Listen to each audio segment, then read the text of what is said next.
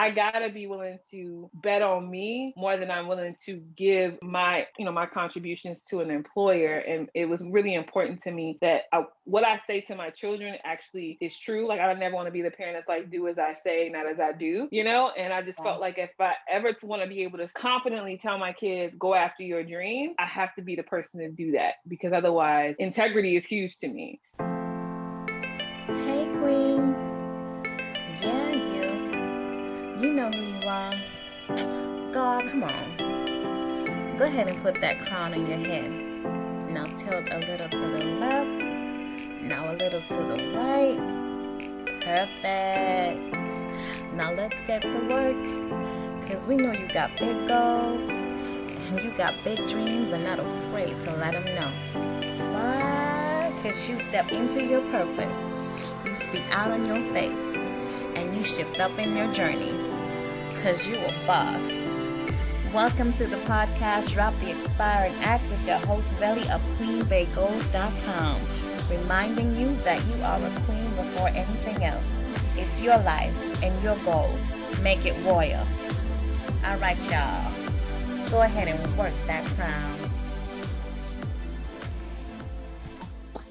Hey, Queen Bays. Welcome to another episode of the Drop the Expiring Act podcast. Today, we are talking with Coach Marlana, who is an author, entrepreneur, and a podcast host. So, Marlana, welcome to the podcast. Thank you. Thank you for having me. It's Marlana. So everybody says that it's no problem. It's a lot of people say Lana, but it's Lena. So, but thank you for having me. I'm excited to be here. Oh, no problem. And you see, and I'm not editing any of this out. So I usually ask before we start the right pronunciation, and I didn't. So that's my fault, but I'm not editing any of it out. So can you tell us, what does a career success coach do? Ooh, yeah. So a career success coach really should be helping you elevate yourself in your career. So for different people, it's different things, right? So sometimes it's getting clarity on what you want to do next. A lot of people, especially with the uncertainty of where we're living in with COVID, people have really started to question, well, what do I really want to do with my life? In terms of work, we spend so much time at work, right? So it's really helping you be successful in the work that you choose to do. And then, and how you go about that. But ultimately, I love to say it's helping you really stand authentically in, with yourself and figure out what's the best next move for you, and then making you do it. Because a lot of times we have ideas, we have goals, and then they just live here in our minds, and we don't put them out into the world where exactly, we're supposed to plant, seed was planted, we're supposed to help it grow. So that is in a short summation of like what a career success coach help you be successful in your career. I love it. So you said in your intake form that you were aspiring for 2 years before you just bit the bullet and said, you know what, I'm going to go for it. So what was happening in those 2 years? Oh, that's juicy. That is a really great question. So in those 2 years, I was really battling what my next move would actually be. Because I had reached a level of success, with work. Success meaning like I was making six figures. So and that's how a lot of us are taught to view success, honestly, is like, oh, well, how much money am I actually making at this point? And, for me, it was really important for me to make sure that I was like, okay, the next step from here really looks like director level or VP, and in the past, I thought that's really what I wanted. But the more I saw some of the politics of that world, I was like, I am exhausted at this level. I don't want to, I've never subscribed to playing by the game. I would always be told that, but I was able to navigate and be successful despite not really playing into that. But that just did not appeal to me. And I had this deep feeling like I'm supposed to be doing more than this. And I, a lot of colleagues at the time would say things like, we got the golden handcuffs, because of their jobs, and they were making good money, but they just subscribed to just clocking in and out, and that this is just what I'm gonna do for 30 years or 40 years. And as I've gotten older, I realized like that was a generational mindset for a very long time. And so I was coming in with a completely different generational mindset. And so there was this conflict. And so those 2 years were a lot of conflict. I would also say stress, honestly, because there was I had a lot of responsibility at my job. My commute was very long as well. I mean, a lot of people don't have to live in that world right now, but my commute was 2 hours to my Oh, job. I feel that. Yeah. Okay. So that part and the taxing on my body and my mind, and honestly, it really started to affect me physically. And I'm a mom. I have 3 boys, 2 male dogs, my husband. So I'm living in this world, and I was working in a male-dominated space too. So as a Black woman, that was a lot as well. And so it was just a lot of anxiety, stress. You battling that imposter syndrome. You battling, okay, where do I see myself? There's no one here to help me figure this out. I'm a big subscriber of, you have to run your career like a business almost. You have to see yourself as the person in the driver's seat at all times. And so I never wanted to subscribe to like what my leader thought I should be doing, because it's easy to give away your power with that, even when it's well intended. People don't know you the way you know you. So I knew that people could only see, where I could go based upon how they viewed me, their perception, and it necessarily wasn't what I saw for myself. So those 2 years spent a lot of wrestling, researching, learning about entrepreneurship, leadership to see if I wanted to go this way. And what really shifted for me was I ended up needing a hysterectomy, and I was only 34. And that was a huge, physical change for me. And I battled actually some physical symptoms up until making that decision. And I just remembering the day before going back, I still have the journal and I'll read it sometimes to remind myself, like I did not want to go back. I was like, this is hard. It's actually harder to go back to work than what I just dealt with physically in terms of this surgery. Right. And I was like, I gotta be willing to bet on me more than I'm willing to give my contributions to an employer. And it was really important to me that what I say to my children actually is true. Like I never want to be the parent that's like, do as I say, not as I do, and I just felt like if I ever want to be able to confidently tell my kids, go after your dreams, I have to be the person to do that, because otherwise integrity is huge to me. So those 2 years was like a lot of wrestling, going to work, battling my health, coming to grips with like, I need to really take care of myself and not just give everything I have away to everyone around me, and wrestling with, who I thought I was, what people perceive me as, my identity, being scared to show up a different way because people knew me as X, Y, and Z, right? So all of that, definitely took some time to do that. And then I had to find something I felt passionate enough to actually transition to. So that was my journey, and I did with coaching. So yeah. Thanks for asking. That. And thank you for sharing that. So I watched my mom deal with having a hysterectomy when I was a child. I think I was probably a teenager, and she was like in her 30s when she had hers too. So I watched my mom growing up doing that. But she still stayed in her career though, because that's just the way that they were brought up, like to this day. And let me not go into too much because she's still working there. But to this day, I'll talk to my mom like after she's done work, and she is just talking about, oh my gosh, I'm tired about this and that, and I'm like, I can't convince her to leave. I can't convince her to move up here. It's like, what are you gonna say? Yeah, it is hard, and everybody's not ready at different times. I think I probably the 2 years before that I wasn't ready, right? And then, but for me, it was definitely this constant feeling. I always say, like, I used to struggle. I'm spiritually inclined, so I would always say, hey God, why can't I just be happy going to work, getting a paycheck? Like, why do I feel like I need to be doing something more? And that I used to get annoyed. I was like, why can't I just be happy with this? You sound like one of my other guests, yeah. Man, she was comfortable with the paycheck. She was like, but I'm loving this paycheck. Why are you telling me to go do this over here? Oh, okay. You struggle with that. I mean, most people that have a calling, they really do. Yep. So since you've gotten into coaching now, what's the difference now? How does it feel to be in the space that you're loving?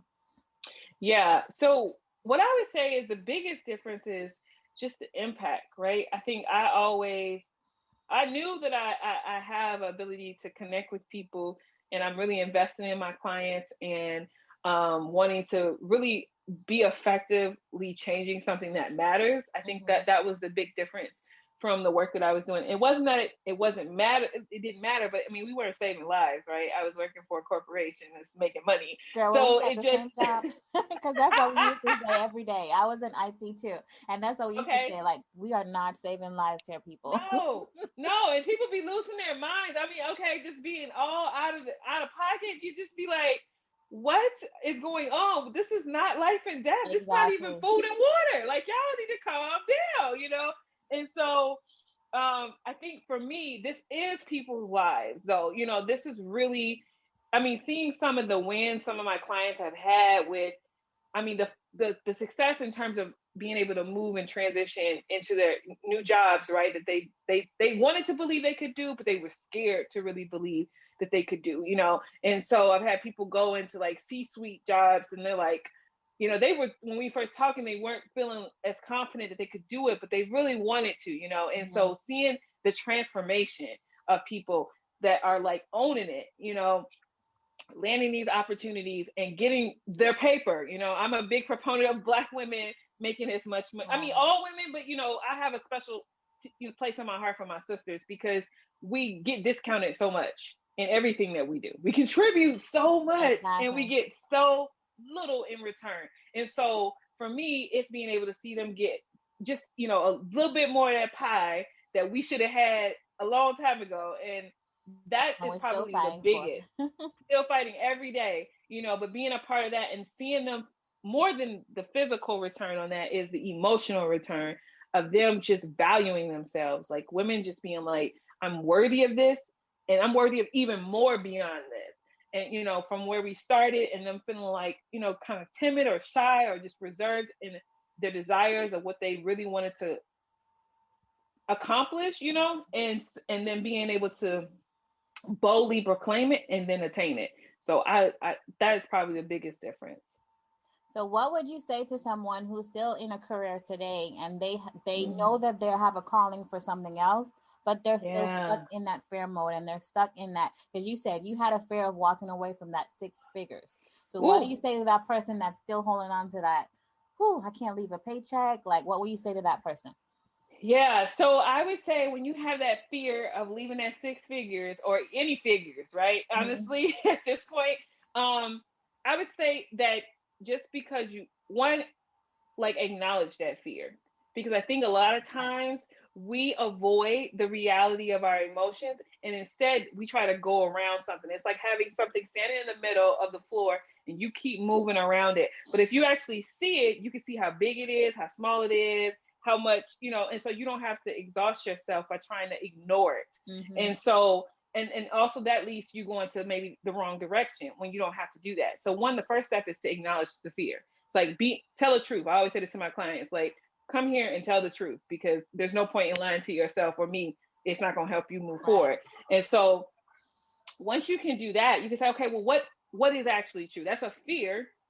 You may not have to lose figures, right? It depends on what you're going to do. But what do you actually really, really, really want? Like, what is the big vision? Not just what's okay, what would be enough, what would you accept? What is the bigger than life vision for yourself? And you have to start there because fear is is an emotion and it's actually used to protect us. So Mm-hmm. it's not necessarily bad, but it's like fog. You don't know really what's behind it. So you got Right. to get that, you got to turn on that light and really see it for what it is so that you can see, okay, maybe it is something small. Because if it's somebody switching from one career industry to another, okay, you're afraid that you're going to lose money. Okay, well, let's figure out how much would your skills transfer to in this industry. Is there anything actually to be afraid of, And so it's really getting clear and then developing a plan. You don't have to exit right away. But when you just sit in that and ruminate on it, you stay still. And so my job as a coach is to help you build momentum and to get you going and you to take the action that you really are called to take. And so if you're there, that's the first step, really acknowledging your fears and then creating a vision bigger than your fear. Oh my gosh. So how can people get on a call with you? Because after hearing all this, I kind of ready to dial. Oh, I love that. Thank you. No, they definitely can contact me at coachmarlena.com, where I have a link there that says work with me, book a call with me. And I mean, you can schedule a call, 30-minute consultation. And I'm also on LinkedIn, so feel free to DM me there and, connect with me on there. I love connecting with everyone. But I love my sisters really supporting their journey as well, because we got some unique obstacles we face Mm-hmm. because of the world that tries to come at us. So I'm here to support and uplift us and make sure we get everything we're supposed to get in this life. So do they have to be in a specific industry? Because I know they're going to want to know. Do they have to be in the IT industry to work with you, or is it any industry? Yeah, so I definitely support clients across different platforms of industries. I've worked with people from finance, Okay. HR as well. I highlight my IT folks because I know that that's where I come from, right? Mm-hmm. So Right. I speak the language, but ultimately, true coaching is about the individual, and so my job is to really help you build the vision for you and help you get there. All right. Y'all heard that. She's not just for IT folks. So when you're looking in the description for her information, just go ahead on and click and schedule that call because, she got it waiting for you.